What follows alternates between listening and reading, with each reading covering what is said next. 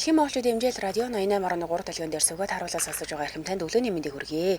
7-ны даваагаас басан гарагийн 7 цаг 10 минутаас та бүхэндээ өртөө дэлхийд өнөөдөр нэвтрүүлэг эхлэх гэж байна. 3 дахь студиэс хөтлөгч арган хөтлөгч цэцэг найруулагч Борхоо Гүнжин Батар хамтран өргөнэ.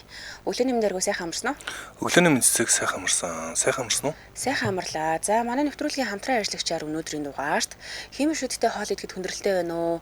Одоо тэгвэл хэлбэр болсон Корега хамтран ажиллана. За мөн амар хамгаалан аюулгүй орчин амгалан резиденс хамтран ажиллана.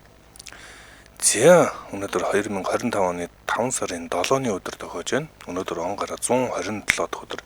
Харин он дуусахад 238 хоног үлдсэн байна. За үргэлжлүүлээ цагаан гарын мэдээлэлтэй танилцдаг хэдүүлээ. 7 цагийн байдлаарх ийм шинжлэгдсэн мэдээлэл алга байна. За тэгэхээр өдөртөө бол 14 градусын дулаан байж бороо орох магадлалтай. За шөнөдөө тэг градус сонно. Маргааш буюу пүрэв гарагт өдөртөө 14, шөнөдөө тэг градус гэсэн адилхан цаг агаартай байна. Баасан гарагт өдөртөө 17, шөнөдөө 5 градусын дулаан бол Бям гарагт өдөртөө 22, шөнөдөө 8 градусын дулаан, харин Ням гарагт өдөртөө 23 градусын дулаан байх нь. За дэлхийд өнөөдөр нэвтрүүлгээр бүгдээр өнөөдөр 5 сарын 7-нд ямар тэмдэглэлт өдөр болж байгаа тухай яриа. За дэлхийн махчин ургамлуудын өдөр гэж болж байгаа юм өнөөдөр. За энэ чинь бид нараас ихэнх хүмүүс бол дуулчлээсэн махчин ургамлууд байдаг. Гэхдээ ямар шоу биетэй байдаг, яадаг гэдгийг бас мэддэггүй. Тэгэд ургамал судалдаг бүхэлд ийм бүлэг хүмүүс бол байгаа хэ нийгмийн тодорхой хэсэг заавал ургамал судалдаг. За тэр дотроо махчин ургамал судалдаг хүмүүст өнөөдөр махчин ургамлуу ийм ургамлууд дотор хамгийн онцгой тийм сонин ургамлууд юм байна л да. За тэгээд энэ өдөр нь яг ингээд ургамал судлалын ургамлын ингээд орхотнуудын их тийм гоё далим өдөр юм байна. Одоо энэ нэг өөр дээрээ ийм тусгай одоо ийм бал мал ялгаруулж агаад тэгээ тэр балан дээр нь суусан шавж мөвжийг бариад идчихдэг юм байна шүү дээ. Гэл залгичдаг шүү дээ. Тэгээд тийм юм байдаг гэдэгт бас хүмүүс итгэдэггүй бол үнэхээр тийм юм одоо ургамлууд бол байд юм байна. За тийм учраас энэ өдөр энэ ургамал одоо махчин ургамлуудын тухай мэдээллийг мэдлэгийг түгээх өдөр гэж хэлж болно л доо. За ихэнх махчин ургамлууд бол ийм намгархах газар усрахах газар байдаг бол зас хаяа цүл газарт ч бас байдаг юм байна. За тэгээд тийм бүр ингээд маш ургамал ургахад хэцүү хүртэл юм хөрсөнд ургаж чаддаг. За тэгээд тэндээс хөрснөөс авч чадаагүй одоо шимд хижилээ хаанаас авдаг вэ гэхээр шавжнуудаас авдаг. Мятрашгүй гэж хэлэх юм байна да бараг тий хэцүү нөхцөл төчснээ дасан зохицоод ургачдаг. За ястай эднээс чинь аимшигын кинон дээр гардаг шиг л одоо байдаг. Шүд мүдэн ингээд арцаацсан тэгэл дээр нь сунгуут нь залгиад авчдаг. За дэлхийд дээр нийтдээ 700 гаруй яг юм махчин ургамал байдаг юм байна. Сансныг бодвол их юм байна. Би ч одоо мэдх юм бол 1-2 төлөвлөлийг л хальт мэдх юм шүү дээ. За тэгэхээр энэ одоо ургамлуудыг манай найруулагч бас үзүүлж магадгүй бүгдээр нэг ганц хоёр юм махчин ургамал гэж юу гэдэг вэ гэж сонирхоод дараагийн мэдээлэл рүү орцгоё. За тэгээ тэр нэг Индонез орчмын Индонезийн арлууд дээр л амирх тийм ургамал идэв шиг үл шүү дээ. Тэгээ Индонезийн тэр арлууд ч ерөөхдөө жоохон баг судлагдсан гэж үздэг. Тэгээ судлах юм бол цаашаа юу байгаа ч юм бэлээ мэдэхгүй гэдэг тийм лээ. Шинэ янз янзын төрөл зүйлүүд ялангуяа амтан ургамлын төрөл зүйлүүд олдоод авах магадaltaй газар тийм. За дараагийн мэдээлэл рүү орох юм дээ ялаа. За тэгвэл өнөөдөр түүхэнд төрсэн алдартай хүнээрээ би нэг хүнийг бүр дэлгэрүүлж ярих гээд нэг л амтартай ирсэн. За энэ бол Пётр Ильич Чайковский гэдэг хүн. За энэ хүний намтрыг судалж үзлээ. Бид нар одоо Чайковскийг хунт нуур шилгүүнчиг гэх мэтчлээ олон гайхалтай бүтээлээр нь мэддэг шүү дээ. За тэгээд ер нь түүнийг тодорхойлохдоо гуниг гоо сайхан гайхамшигт аялгауны эзэн гэж тодорхойлдог. Тэгээд түүний хөгжимд гуниг, хайр, хүсэл, сэтгэл хөдлөлийг тов тонголоо илэрхийлдэг гэж ичдэг юм байна. Тэгээд ерөнхийдөө аялгаугаар хүний дотоод сэтгэлийг нээдэг гэдэг юм тодтолтой хүн байна лээ. За 1840 оны 5 дугаар сарын 7-нд Оросын Вятка гэдэг юм мужид төрсэн байна. Тэгээд аав нь болохоор уурхай эрхлэгч хүн байжээ. Харин ээж нь Франц Орос гаралтай юм боловсралтай эмэгтэй байсан байна. Нэлийн боловсралтай. Тэгээд Чайковский 5 настайдаа хөгжим тоглож сурцсан байсан. За бүрийн дундаа Шопены бүтээлийг ингээд сонсголоороо дагаад тоглолцдог. Им гоц гэж хэлж болохоор им хөвгтэйсэн байгаа байхгүй. Тэгээд 7 настайдаа анхныхаа аялгаугаа зохиож исэн байна. Ээждээ зориулаад зохиосон гэсэн. Тийм, ээж нь тухайн үед нөгөө нэг Петербург руу явцсан. Тэгээд ээжигээ санаад гэртээ байж байхдаа миний ээж Петербургт гэдэг ийм бүтээлийг ээждээ зориулж 7 настайдаа бүтээж исэн гинэ. Тэгээд эцэг их нь хүүгээ хөгжмөөр биш хуульчлахыг хүсэж исэн юм байна л да. Тэгээ 10 настай байхад бүр ингээ хуулийн сургууль тухайн үе хуулийн сургуульд ингээ оруулсан гин. Тэгээд энэ сургуулаа дуртай дургуйч гэсэндээ 1859 онд ингээ амжилттай төгсөөд тэгээд шүүх ямд уг нь бол томилогдсон юм байна. Гэхдээ энэ ажил нь түнд юусоо таалагдаагүй гинэ. Тэгээ хүний нөгөө сэтгэл зүрхний дуудлага гэж нэг юм байгаад байгаа шүү дээ, тийм ээ. Дуртай зүйлдээ амар их амжилт гаргадаг. Ингээд 1862 онд дөнгөж нэгдээд байсан Петербургийн дуу хөгжмийн дээд сургуульд ороод 3 жилийн дараагаар энэ сургуулаа алтан медальтай төгсжээ. Өөрөө нөгөө юм авиастай учраас. Тэгээд энэ үеэсээ түүний авиас бэлгэн ундарч анхныхаа 3 симфоник зам мөн бидний маш сайн мэдих ардын үлгэрээс идэвчилсэн хунтнуураа бичижсэн байна. Дөнгөж ингээд энэ үеэс л өөрийгөө дотоод сэтгэлээ айгүйх сонсдог болсон гэх юм уу? За ямар бүтээлүүдээр нь бид нар айгүй сайн мэдэх вэ? Ямар бүтээлүүд нь алдартай юм гэхээр мэдээж хунтнуурын нэрлэн, за шилгүүнчиг буюу цөмөөхөө нэрлэн, тийм ээ. Тэгээд хунтнуурыг бол балетын түүхэнд хамгийн алдартай жүжгүүдийн нэг гэдэг. Аргин үзчихсэн үү? Үзчихсэн. Бүр хэд үзсэн баг. Ер нь Чайковский л их үзчихсэн юм бодсон чинь. Аргин намайг бодох юм бол нөгөө юм юу талтаа, сонсгол талтаа айгүй сайн. Тэгээд сонгодог урлагийг айгүй их сонсдог, үздэг, сонирхдаг баг тий. Надад ерөөсөө нэг тийм сонирхол татхааргүй. Гэхдээ сүүлд ингээд нөгөө хөтлөгч болоод яг урлаг талаас нь харахаар би энийг заавал үзэх ёстой юм байна гэж бодогдсон шүү. Сонсгол сайн гэдгийг одоо яаж мэдэх вэ? Ер нь нөгөө нэг юм одоо сонгодгийг сонсоод тэндээс ингээд мэдэрч байгаа мэдрэмжүүд нь хүмүүсийн хувьд ялгаатай байгаа шиг байдаг шүү дээ. Би л одоо жишээлбэл хунтнуурыг үзээд ч юм уу те эсвэл алдартай одоо Вивальди ч юм уу хинжээдий сонсоод нэг тийм гоёыг нь мэдэрч хараахан чадахгүй юм шиг санагдаад байдаг. Магадгүй нөгөө нэг юм нот мэддэггүй тэрнтэй холбоотой ч гэж магадгүй. Эсвэл нөгөө сонирхдаггүй болохоор мэддэггүй те ч холбоотой гэж магадгүй.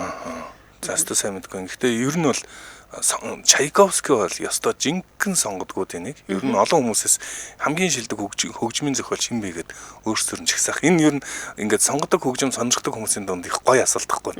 Топ 5 нэрлэгээл те. Тэнгүүт ингээд тэр хүний алийг нэрлж байгаагаар ямар шүү хүн бэ гэдгийг баг ингээд хэлж болдог гэх юм уу. Тэгээд олон хүмүүсээс би энэ асуултыг асууж ирсэн. Тэгэхэд олон дээр нь Чайковский орж ирж ирсэн.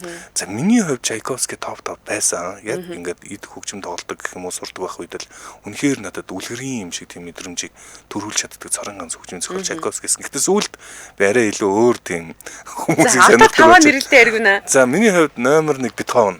За 2-т Шопен. За 3-т Лист. Тэгээд Йохан Себастьян Бах, Вивальди. За энэ таваар би одоо топ 5. За чи би болохоор нэрлэх юм бол энэ тавыг тавуулангийн нөгөө нэг ярьжсэн учраас би хувь хүн талаас нь мэднэ. Гэхдээ өөрөө нөгөө нэг юм сонгодог хөгжим сонирхдаггүй мэддэггүй гэх юм уу юм сонсгол жоох энэ тал руугаа сайн хөгжөөгүй болохоор яг гоёыг нь мэдээд тэр миний хувьд тийм онцгой шүү, энэ миний хувьд ийм онцгой шүү. Яагаад гэд энийг тайлбарлаж чаддаггүй. Тэгэхээр зүгээр л би нэрлэж чадна уу гэхээс биш. Аль нь гоё гэдгийг хэлж чадахгүй. Урлаг талаас нь хэлж чадахгүй гэсэн үг. Тэгээ аргууч нь бас айгүй гоё төгөлдрөөр дарддаг юм анаха. Гоё яах вэ жоохон оролддгоолээс. Тэгээд одоо энэ дотор ингээд топ дотор орох ёстой гэж боддог байсан хүмүүсийг тэгээ хэрүүлэлдэг байхгүй. Чиний топ дотор яагаад Моцарт ороогүй? Нэр яагаад Чайковский ороогүй? Гингүүд шалтгаануудаа хэлэх шаардлагатай болдог. Тэгээд яагаад Чайковский байжгаад байхаа болцсон. Чайковский зүгээр яг миний л хувьчтэй те сонсоод дууссан гэх юм уу одоо сонсоод хандсан. Тэгээ тухайн үед бол надад ингээд номер 1 юм шиг бүр ингээд мэдрэмж өгч жаад хурдан ингээд өөдцэн гэх юм уу одоо ингээд ерөнхийдөө сонсоод ойлгоцсон ч мэдгүй нэг. Тэгээд оронд нь одоо орж ирж байгаа энэ лист ч юм уу одоо энэ Бах энэ юу нь илүү удаан ингээд оршин тогтноод байгаа юм шиг сонсгол нь гоё сайхан удаан оршин тогтноод байгаа юм шиг санагдсан. Нөө цөмөөхөгийг нь үзчихсэн нөө Зулсрын баяраар тоглодог тийм. Цөмөөхөө дөр юу бидний хувьд одоо эхнэр бид хоёрын хувьд маш онцгой. Анхны болцоо цөмөөхөг үзчихсэн бид хоёр Чайковскийн цөмөөхөөр анхны болцоо. Ийм гоё урлагддаг болцдог байх нь шүү дээ. За хоёул хамтран ажиллагчаа танилцуулчаад үргэлжлүүлье.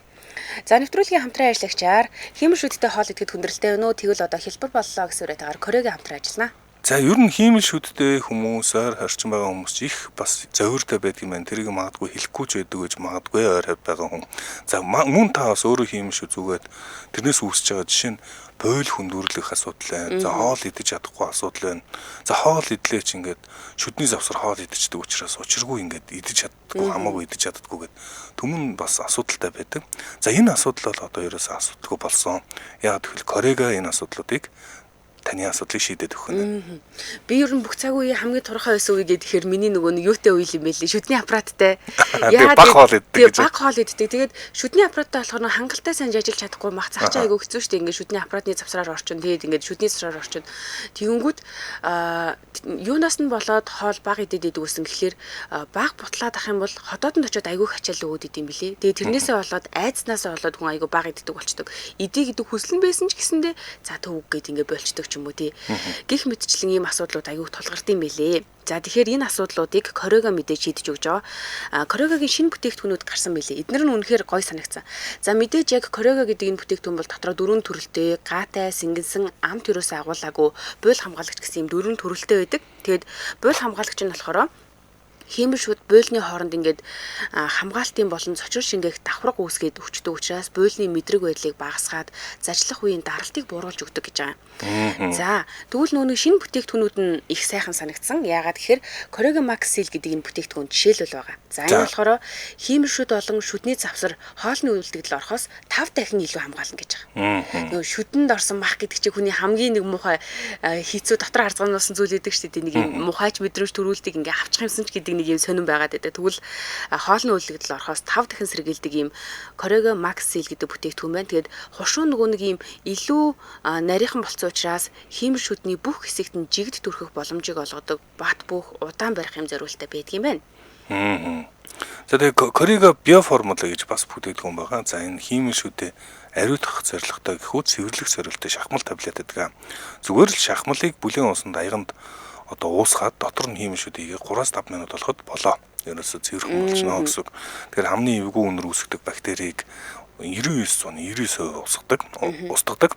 За мөн хиймэл шүдэн дээрх толбыг харилцаж хиймэл шүдэн шинэлэг байдлыг мэдрүүлдэг ийм бүтээгдэхүүн. За Корегог бүх хэмжээ сангуудаар худалдаалж байгаа. За мөн дээрэс нь ийм болтол намгийн сүлжээ дэлгүүрүүдээр зарагдаж байгаа шүү. Та бүхэн Корего гэдээ асуугаарай.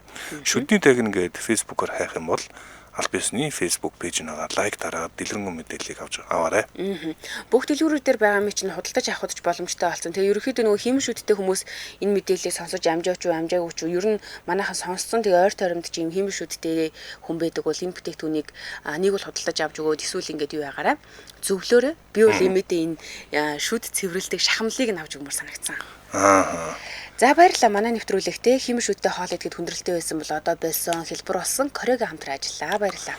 Баярлалаа. За Марс ингэсэн байна. Хөгжмийн зэмсэг бүрээр нь ялгаа тэр нь хөгжим нь хөвгтөө байна уу хөвггүй байна уу гэдгийг нь ялгаж байвал сайн сонсголтой гих баха гэж төрсөн өдрийн эзэн маань хэлсэн байна. За манай Марс өнөөдөр төрсөн өдрөнд тохиож байгаа. Тэгээд байнгын сонсогч төрсөн өдрийн мэнд хүргэе. Төрсөн өдрийн мэнд хүргэе. Хин ч мдэггүй байхад төрсөн өдрийн мэнд хүргэе гэж өчигдөр захиалж байсан тий. За тэгэхээр Чайковскийн мэдээллийг үргэлжлүүлэх юм бол хувийн амьдрал нь нэлийн өрөвдөлтэй ч гэх юм уу эсвэл сонирхолтой ч гэх юм уу ер нь жоохон тийм хэцүү түүх байлээ. 1877 онд Чайковскийг Евгений Онегин гэдэг энэ дүүрээ бичиж яхад нь хөгжмийн дээд сургуулийн нэгэн оюутан түүнд хайр сэтгэлтэй болсноо илэрхийлээд тэгээ олон удаа захиар үсэн юм байна л да. Тэгэд тэр эмэгтэй сэтгэлийг туйрвжсэн дүүрийнхаа Татьянатай зүйрлээд тэгээд өрөвдөж хайрлахтаа өрх гэрийнхаа эзэгтэй болгосон гэдэг хувийнхан намтрын хувьд нэг ийм түүх байна. Гэхдээ энэ талаар маш олон их сурвалж өөр бичдэг юм билэ. За нэгдүгээр их сурвалж нь бол ийм байна. За тэгтэл ингээд гэрийнхаа эзэгтэй болгочоод удаагүй байсан чинь аваал гэргийнх нь ааш зан танигдаад хөнгөн хийсвэр нэг болох нь мэдэгдээд тэгээд Чайковский яг ийм учраас сэтгэл санаагаар маш их унаад гутраад уран бүтээл нь ч урагшаа ахихаа болцсон гэдэг нэг юм үнцэг байна. За тэгвэл өөр их сурвалжууд юу гэсэн гэхээр Евгений Онегин гэдэг дуурийн хөгжмийг зохиож байхдаа хувийн амьдралтайгаа холбоотой ховж суу ярианаас салахын тулд хөгжмийн сургуулийн оюутан байсан өөрөөсөө 8 насаар дөө Антонино гэдэг юм эмэгтэйтэй гэрэлсэн гэдэг. Энэ саяны ярьсан хоёр хүн хоёулаа нэг хүн. Тэгээд хэдхэн 7 хоногийн дараа хамт амьдрах аргагүй болоо салсан гэж байгаа. Янз бүрийн нөхцөл шалтгааны улмаас тэд салаагүй ч гэсэндээ тустай амьдрдаг байваа гэсэн ийм бас нэг их сурвалж байсан. За тэгвэл нөгөө талаас буюу бүр 3 дахь өнцгөөс ямар их сурвалж байсан гэхээр Чайковский ижил хүссэн байсан гэж төгчид үздэг юм билээ. 19-р зуунд эн чинь бол нэг амар цэрэл эгдтэй одоо ийм тэрслүү одоо болж бүтэхгүй нийгэмд бол өстой байж болохооргүй юм үзэж хүлээж авч чадахгүй үе л дээ тийм. Тэгээ бүр нөгөө Оросын эзэнт гүрний нэр хүндэд халтай гэж юм үздэг байсан бэлээ. Тэгээд нөгөө сүүдрийн шүүх гэдэг нэг хиллэг байгаад байдаг шүү дээ. Ерөөхдөө нэг тийм хууль ёсны биш ч гэсэндээ хүмүүсийг ингээд тагнаж идэг улсынхаа одоо нэр хүндийн төлөө ингээд нэг юм хараа хяналттай байж идэг хэсэг бүлэг хүмүүс. Энэ хүмүүс Чайковскиг яг ийм хүн юм байна гэдгийг мэдээд тэгээд ер нь бол шүүсэн гэдэг юм билээ. Тэгээд нийгмийн дарамтаас болоод нэг бүсгүйтэй гэрэлсэн ч гэсэндээ ганцхан дотор сарын дотор гэрэлтэн нураад өөрийгөө хороохыг завдчихсэн гэж яг энэ их сурвалж дээр бичсэн байгаа байхгүй. Тэгээд нэг бүсгүйтэй гэрэлсэн гэдэг нь түрүүний Антонино гэдэг нэмэгтэй л дээ. Тэгээд бас энийг батлах нэг өөр их сурвалж нь юу гэдэг гэсэн чинь ахта цагтлууд биччихсэн юм байна. Тэгээ энэ захианууд дээрээ өөрийнхөө тэр нөгөө бэлгийн дурвслыг илчлээд ирчүүдтэй харилцаагаа илчилсэн гэж Гордон болон Атлантик гэдэг сонинуудад нийтлэл гарч исэн юм билээ. За төр хүлгэрээ би нэг юм тодруулах гээд нөгөө дөрвөн одоо Чайковский өөрийнх нь тухай цуу яриаг үгүйсгэх гээд 8 дүү эмэгтэйтэй төрлөө гэдэг суусан гэдэг байгаа шүү дээ. Тэр одоо өөрийнх нь тухай цуу яриа нь түүний ижил хүснэ гэдэг ярианы тухай ярьж байгаа гэсэн үг үү те. Тийм. Тэгээ энэ мэд зүйлүүдээс болоод за би ер нь л хүнтэй гэрлэхгүй л бол энэ хов ярианаас холдож чадахгүй байна гэсэн үүднээс өөрөөсөө 8 насаар дүү энэ нөгөө загтал биччихсэн хүнтэйгээ гэрэлсэн юм шүү дээ гэдэг ийм их сурвалж байд юм билээ. За энэс гадна бас нэг сонирхолтой хачирхалтай зүйл юу байгаа нь гэсэн чинь 13 жил нэг ч удаа уулзж байгаагүй эмэгтэйгээсээ санхүүгийн дэмжлэг авч исэн. Энэ эмэгтэйтэйгээ цагтлаар харилцдаг байсан гэдэг нэг ийм мэдээлэл гарч ирсэн. Энэ эмэгтэйг нь болохоор Надежда Фомек гэдэг ийм баян сурвалжид гаралтай эмэгтэй байсан. Тэгээд түүнийг ивент тэгдэг бүтээлүүдийг хийхэд нь санхүүгийн дэмжлэг үзүүлдэг.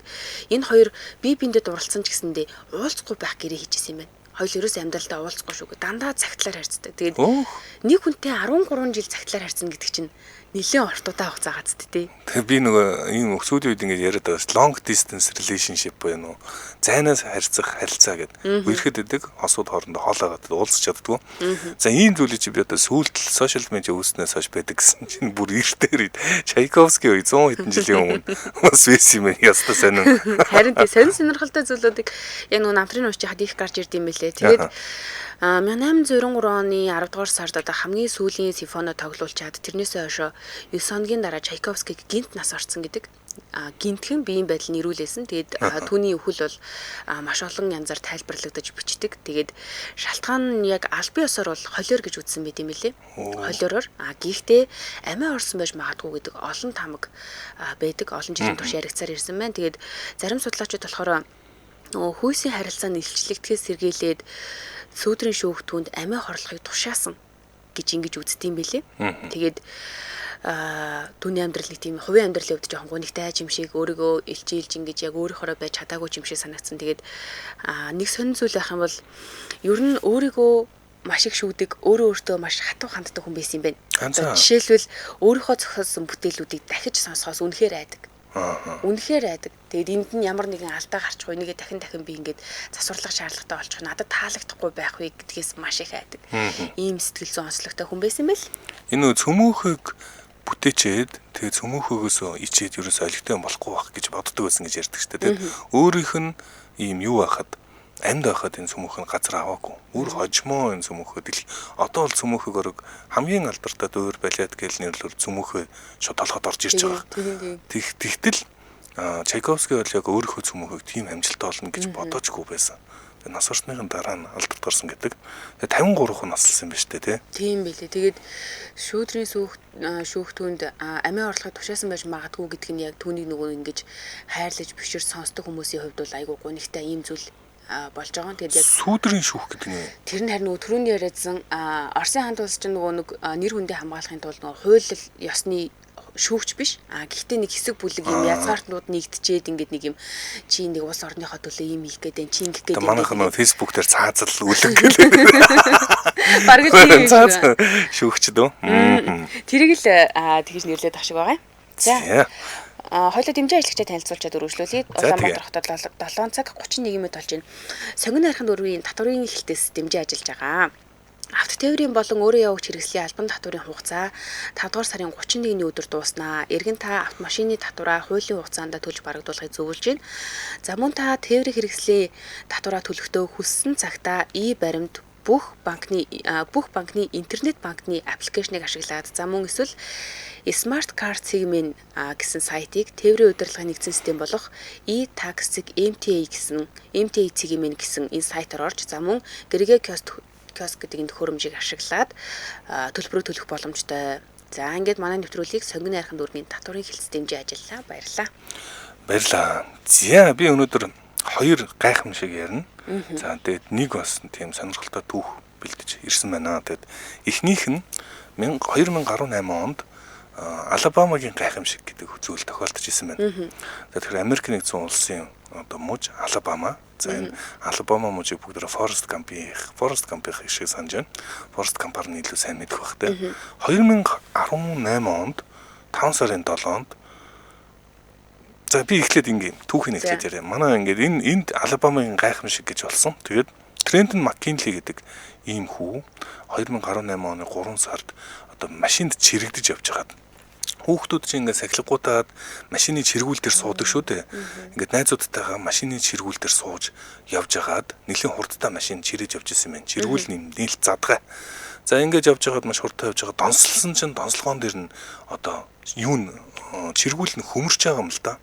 За ингээд Трентон Маккинли 13 настайсэн тухайн хүү найз хажуудаас эмэгтэй найзыг түлхэж чадсан гэж байна. За тэгээ өөрөө толгоогоороо зам одоо толгоогоор шаасан. За тэгээд дээрээс нь болоогүй. Дээрээс нөгөө хөмөрч исэн одоо нөгөө чиргүүл нь толгой дээр унтсан.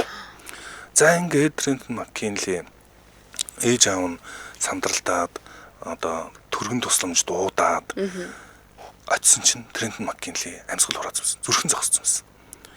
За ингээд 15 минутын турш сэхэн амьдруулах болоод бөөн юм болж байгаад зүрхийг ажилласан. Гэхдээ тэр чигээрээ комонд орсон. Комонд орсон буюу ерөөсөө одоо ухаан мэдрэлгүй байгаа гэсэн үг шүү дээ. Түүний гавл нь 6 хагаралтай. 6 анги хагаралтай энэ хүүхэд ингээд. Тэгээд эмч нар юу гэж хэлж ирсэн бэ гэхээр Трентон Маккинли ер нь бол сэрэхгүй байна. Энтэй эвлэр гэж ээж авд нь хэлж ирсэн байгаа. За тэгээд Трентон Маккинлиг 5 сарын 8-нд одоо энэ амьсгалын аппарат бусад шаардлагатай хүчил төрөх тэжээлүүдийн салгахаар тохиролцоод ээж аавынх нь гарын үсгийн зургуулад 5 хүүхдийн донор болох тухай хүсэл нэмээр нь өргөдөл төр гарын үсэг зурулж авсан баг. Өөрөөр хэлбэл Трентон Маккинли элэг бөөр энэ хүүгийн одоо эртнийг нь хэрэгтэй хүмүүст нь шилжүүлэхээр гарын үсэг зурсан байсан. Тэгээ яг 5 сарын 8-наас өмнө нэг өдөр буюу 5 сарын 7-нд гинт ухаан орсон. Трентон Маккинли. За одоо бүгдээрээ зургийг бас ямар хүү байгаа зургийг нь бас харуулах байх манай найруулагч. Бичлэг үзүүлж байна манай найруулагч. Энэ одоо ямар ч байсан хөл дээрээ босцсон байна тий. Харин тий. За тэгээд энэ хүү одоо энэ яриад байгаа энэ хүү юу гэж ярьж байгаа гэхээр ээж нь хөрхий одоо ч гэсэн ингээд ярьслаа өгдөө уйлчих гад одоо ингээд гараад ирнэ босоод ирнэ гэж бодоогүй энэ бол гайхамшиг гэд. Хүү өөрөө юу гэж ярьж байгаа надад маш сонирхолтой санагдсан. Тий шүү дээ. Миний энэ ингээд энэ ч одоо 2 удаа өглөөсөө ингээд гарч ирж штэ. Эхлээд ингээ мөргөхтэй зүрхэн зогссон байсан. Амьдлж чана. Тэг комло орцсон.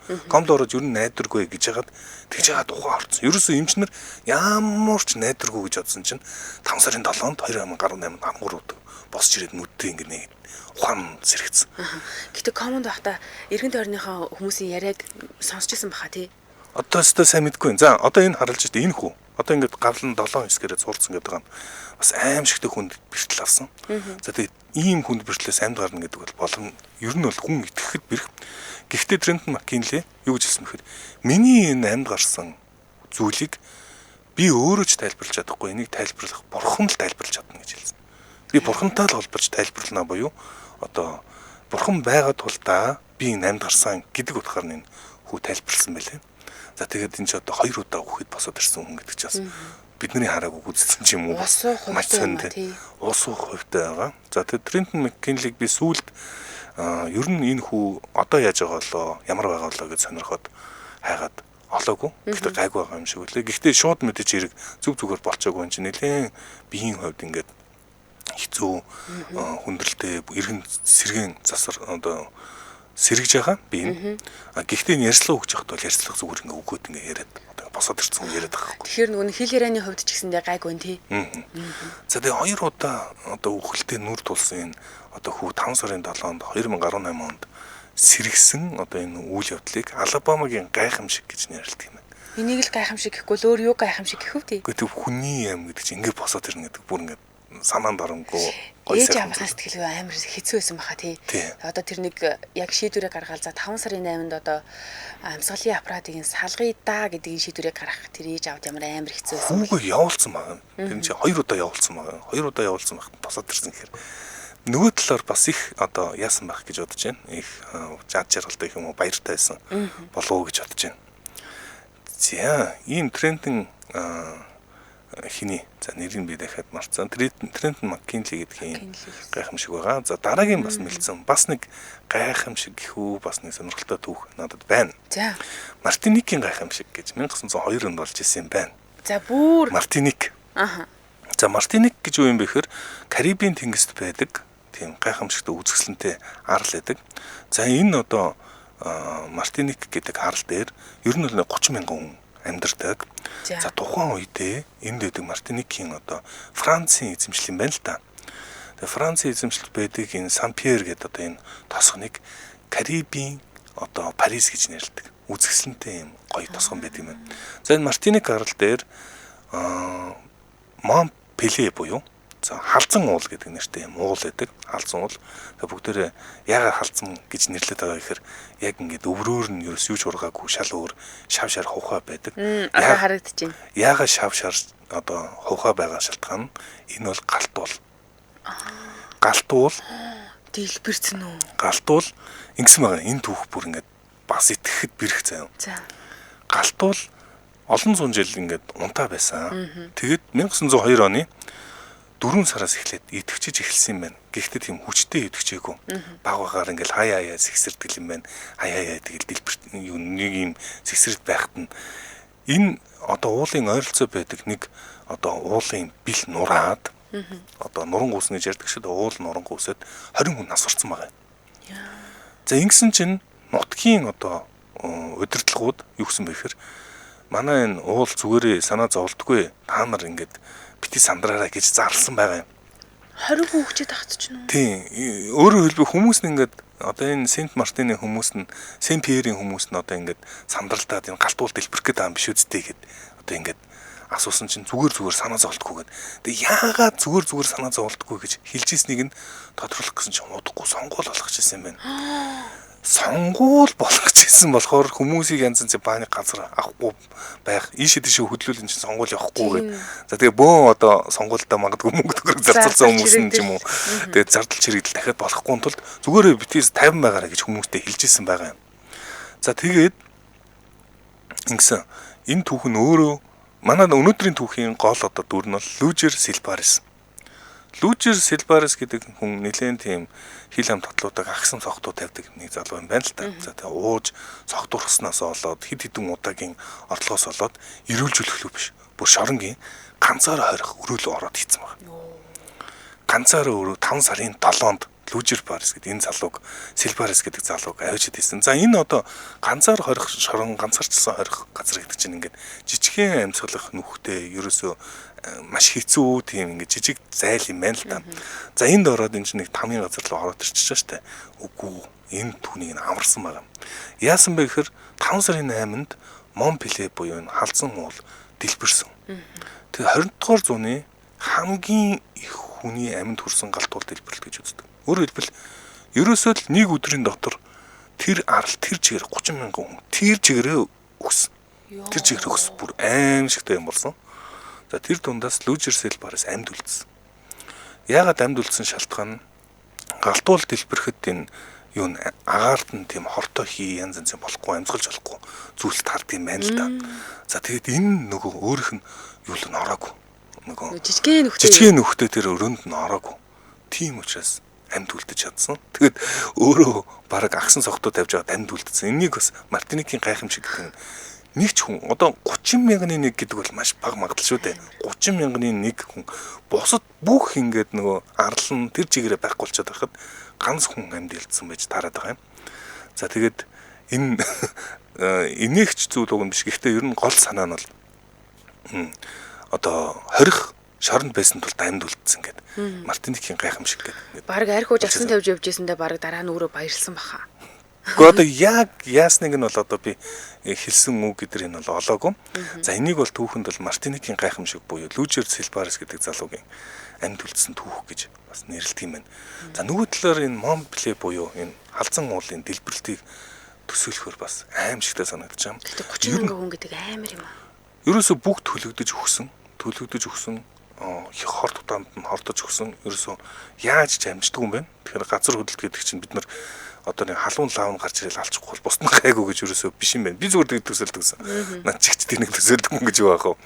Тэгсэн чинь энэ галтуулаас хамаарад тэр дотроос гарч байгаа юм агаар, хортой ийм үнс, нурам янз янзын асуудлууд байдаг юм байна. Тэгээд ерөөсө арал дээр байгаа галтуул дэлбэрэл нэг өдөр гэхэд бүх одоо хотох тэр чигээрээ байхгүй болдгийм байна. За тэгээд ийм үйл явдал бол 1902 онд болж байжээ. Тэр улс төрчид ямар амар муухай юм бэ? 30 мянган хүний амьд хүрсэн биз дээ бурхан минь. За зөндөө олон хүн амьд үлдэж болох боломжтой байж тээ. За нэвтрүүлгийн хамтран ажиллагчаар амгалан аюулгүй орчин амгалан резиденс хамтран ажиллаж байна. За хүссэн зүг компани хэрэгжүүлж байгаа эрчим хүч дулааны хэмнэлттэй ногоон барилгын гэрчлэгээтэй 5 блок 15 давхар за нийтдээ 375 айлын амгалан резиденс хотгон за 100% бүрэн сутгамал төмөр бетон хийцтэй металл фасадтай галт төсөртэй базальт хүндүүлэлхтэй төв зам автобусны буудал сургууль цэцэрлэг худалдаа үйлчилгээ төвд тойрхон ердөө 70-аас 300 метрт саяны одоо хэлсэн үйлчилгээнүүд нь байрлаж байгаа ийм бүтээмсэлт байна. Энэ металл фасад гэдэг айгүй гоё юм байлээ. Одоо ингээд нэг ийм металл фасадгүй байхаар чинь барилга ингээд нэг 5 жилийн дараагаас 10 жилийн дараагаас өнгө мөнгө алдаж эхэлнэ шүү дээ тий. Тэгээ ингээд зарах гад тэгэхээр ингээд үнэн амар унтсан байгаад байдаг. Гаднаас нь харагдахад үзмжгүй. Гэтэл ингээд металл фасад чинь цэвэрлсэн тохиолдолд ингээд айгүй гоё өнгө үзмжээ хадгалаад байгаад идэм билээ шүү дээ. Тэгээ дээрэс нь 100% бүрэн сутгамал хийцэлтэй гэдэг нь таалагдаж байгаа. Өчигдөр яг ингээд ийшээ хойшоо гараа явжсэн чинь ингээд блокор барьж байгаа нэг барилга харагдаж байгаа байхгүй дан блок. Тэгээ энэ ч бас нэлээ аюултай та гэж харагдаж байгаа. Тэгвэл 100% бүрэн сутгамал амгалан резиденсийг битээр танилцуулнаа. За 2 насны ангилтай тоглоомын талбайтай ногоон байгууламж, дугуйн зогсоол, хөл бөмбөгийн талбай, сагсан бөмбөгийн талбай, автомашины дулаан зогсоол, айлч талаараа галын машин орох зай төлөвлөлттэй гэж байгаа. Энэ бол айгүй том давуу тал. Тэгээ 24 цагийн нэгдсэн харуул хамгаалалтай зэрэг оршин сууж байгаа хүмүүсийн эрүүл мэнд таатай нөхцөлд амьдрах бүх боломжийг нь хангаж өгсөн ийм цогцоорон шийдсэн байгууламж байна. За тэгээд түрүүн хэлсэн 100% бүрэн сутгамалтай би өрөөний сонголтуудыг хэлээд өгье. За 2 өрөө 46 м квадрат 2 өрөө эхэлж байгаа юм. За ер нь метр квадрат багтаа их давуу талтай юм билээ шүү дээ. Та арай том байр армаар байл 2 байрыг нийлүүлээд авчвал хожмоос алхаад зарахад их амар байх болно. Ер нь тэгж ярьдаг болчиход байна. За тэгээд 5 өрөө байрыг нэг мөсөн авчаад даран салгана гэдэг чинь хэцүү байгаад байдаг. 2-3-ыг цуг авчвал бүх асуудлыг шийдэж өгдөг. Тэр 46 м квадраттай байр байна. 62 м квадраттай гал тогоо тусдаа 2 өрөө гэж бас сонголт байна.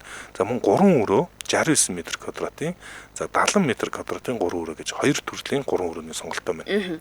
За тэгэхээр 1-р ээлжийн А5 блок нь улсын комиссийн акт гарчихсан нүүж ороход бэлэн болсон байгаа бол 2-р ээлжийн А3 блок нь 3-р үйлрэлд ашиглалтанд орох юм байна. Ажлын явц нь 85% явж байгаа. Дулаанаа авчихсан.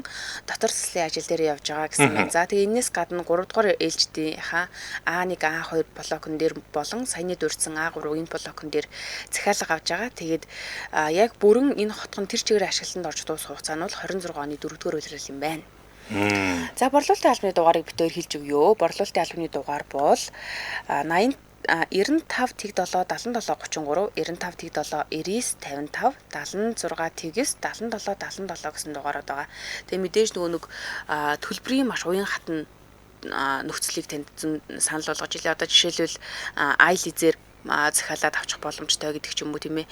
Айлиз рүү хандах юм бол ингээд та дотор нь байж байгаа тэрийг ингээд өөрөө харж байгаа юм шиг өөрөө дотор байгаа юм шиг 360-аар ингээд харах боломжтой гэсэн мөлий. За тэгэхээр та утасны дугаарыг тэмдэглээд авах нь хамгийн чухал мэдээж хэрэг. 76 тэг 9 77 77 гэдэг дугаарлуу залгаад борлуулалтын албатай нь холбогдох юм байна. 76 тэг 9 77 77 за мөн илүү дэлгэрэнгүй мэдээлэлтэй танилцъя гэвэл амгалан резиденс гэдэг авил аль бисний Facebook пэйж нэгэ. За би энэ л зураглуу нэрээ пэйж рүү орж үзээгүй юм шүү дээ. За баярлалаа манай нэвтрүүлэгтээ амар амгалан аюулгүй орчин амгалан резиденс хамтран ажиллаа. За баярлалаа. Дэлхийд өнөөдөр нэвтрүүлэг үргэлжилж байна. За дэлхийд өнөөдөр нэвтрүүлгээр 5 сарын 7-нд өөр ямар сонирхолтой түүхүүд болсон бай тухай ярив. За би дараагийн ярих сэдв бол гайхамшиг гэхээсээ илүү бас хүнд их олон юм бодуулах өнөөдрийн бидний байгаа шүүх засаглалын бас нэг цоорхоо гэх юм алдааг өгүүлсэн харамсалтай юм шиг нэг тийм түүх ярих гэж байна. За манай өнөөдрийн гол дүрийн залуугийн нэр бол Gregory Counts гэдэг юм өнгөт төрстэй залуу байгаа. 1991 онд Gregory Counts 19 настай байсан. За тэрээр нэг бүсгүйтэй үерхдэг байсан юм байна л да. Гэхдээ хуулийн одоо шалтгаанаар энэ бүсгүй нэрийг ерөөс зарлахгүй байгаа. За. Түүнтэй үерхжсэн бүсгүй юу гэж цагдаад мэдэгдсэн бэ гэхээр Gregory Counts болон түүний найз Van Dyke гэдэг энэ хоёр хамтраад намайг машин суулгаад хол газар авчиж чад удаа дараа хүчирхийлсэн. За. Хүчирхийлсэн гэсэн. За ингээд одоо энэний дагуу цагдаа нар Gregory Counts-ыг баривчлаад шоронд хийсэн. За их хүн ялаар одоо шоронд хийсэн байгаа. 2018 оны 5 сарын 7-нд 26 жилийн дараа 19-ээс 45 настай залуу энэ түүний хийсэн гэмт хэрэг биш вэ гэдэг үзүүлэлтээр суллагдсан байна. Цагаат тасан гэх юм уу? Цагаат тасан. За энэ одоо ингээд хүний 19 нас дүнгэж амьдрал эхлэх жахад нь шоронд орсон.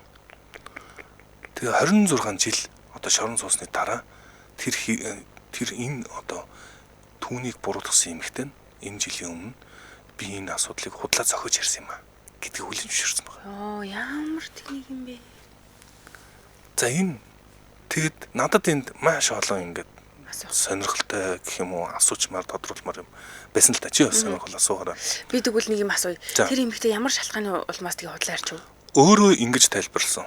Түүний найз залуу нь Gregory Counts-ыг ингээд мэдүүлчих гэж шахсан дарамтлсан гэж тайлбарлсан. Йоо, тэгвэл энэ эмэгтэй ямар нэгэн хуулийн хариуцлага хүлээсэн үү? Хүлээгээгүй. Яагаад? Гол асуудал нь юм байна. Энэ одоо ерөөсөн манай хууль засаглалын бас нэг асуудал нь. Тэгэд юу гэж бичээ гэхээр иймэрхүү асуудлууд бас мэрсэр байдаг шүү. За хүчингийн улаан махны муухай. Yes, балиар. Гэхдээ бас хилс хэрэгээр ингээ хийгээд байдаг тохиолдол байдаг. Тэг хилс байсан ч нөгөө худлаа ярьсан хүн энэ чинь хүний амьдралыг баг авчлаа гэсэн үг шүү дээ. 26 жил шоронд хийжлээ гэхэд тэгээгүй. Тэр эмэгтэй энэнийхэд л хариуцлага хүлээгээгүй. Ийм зохион байгуулалт байдаг юм байна. Ямар амар тэнийг юм бэ? За. Тэгэхээр ч одоо хэнийг л бол хэнийг одоо юу яах гүтгэх боломж байна гэсэн үг шүү дээ. Зүгээр ингэж хойрхоо явж байгаа ламбаг ингэсэн гэл. За яг энэ хэрэг бол өөрөө Нью-Йоркийн Манхэттанд болсон. Тэгээ Америк нэгдсэн улсын хуулийнхаа дагуу одоо ингэж хэрэгжиж авсан хэрэг байгаа юм л та.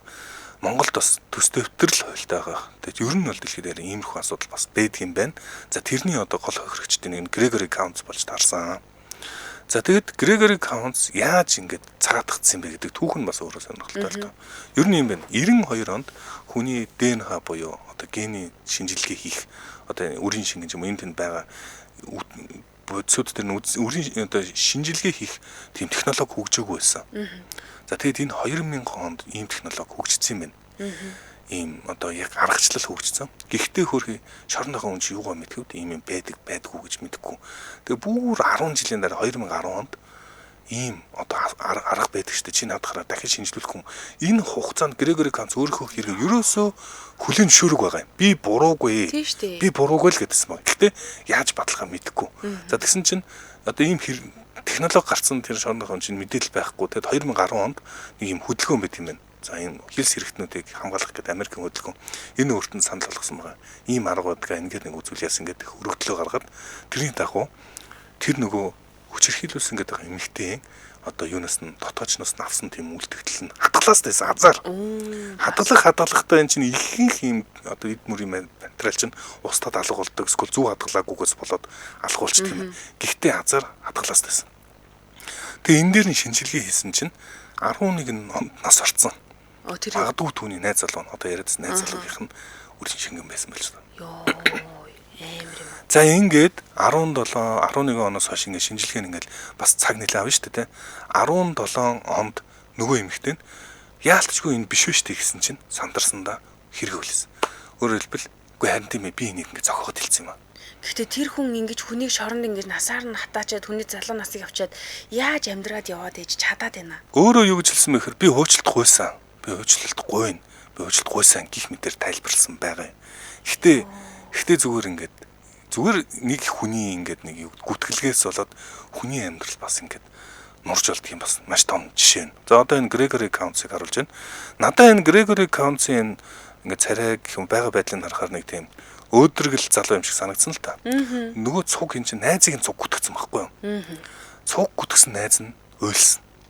Би бол уйлах юм байна. Би бол яг одоо манай хүн бол яг ингээд шүүхийн тэр юунаас гарч ирэхдээ танхимаас гарч ирэхдээ ингээд инээгээд гараа өргөд гарч ирж штэ тий.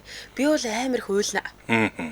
За тэгэхээр бүгдээрээ бас энэ нөгөө цаазын ялаар бас хүнийг гүтгэжүүл яана гэдгийг эргээд бодоход бас нэг юм сонин өнцгүүд гарч ирдэг юм байна. Энэ бол өөрөө бас яалтчгүй одоо шүүх дотроо их чухал, хууль дотроо чухал бас нэг судлагдах юм бэлээ.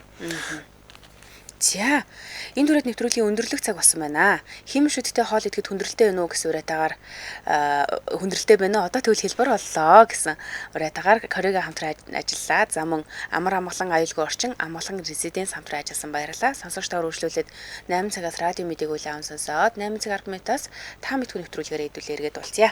Баярлалаа Аргуна. Баярлалаа Цэцэг.